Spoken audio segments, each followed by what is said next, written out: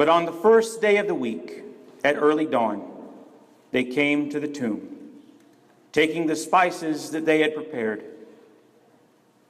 They found the stone rolled away from the tomb, but when they went in, they did not find the body.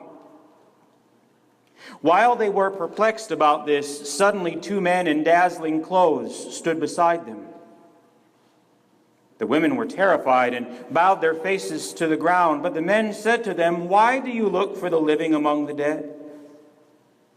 He is not here, but has risen. Remember how he told you, while he was still in Galilee, that the Son of Man must be handed over to sinners and be crucified, and on the third day rise again." Then they remembered his words. And returning from the tomb, they told all this to the 11 and to all the rest. Now, it was Mary Magdalene, Joanna, Mary, the mother of James, and the other women with them who told this to the apostles. But these words seemed to them an idle tale, and they did not believe them. But Peter got up and ran to the tomb. Stooping and looking in, he saw the linen cloths by themselves. Then he went home, amazed at what had happened. And this is the word of God for the people of God. Thanks be to God.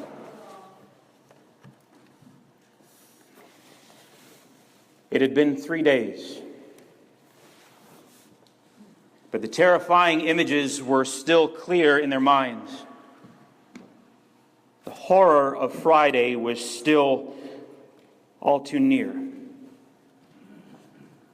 The mocked, beaten, bloody, and nail-pierced horror of their beloved teacher and friend hanging, suffocating to death on a rugged wooden cross. Emotionally spent and physically exhausted, it took all the strength they could muster just to get up that morning. But they did.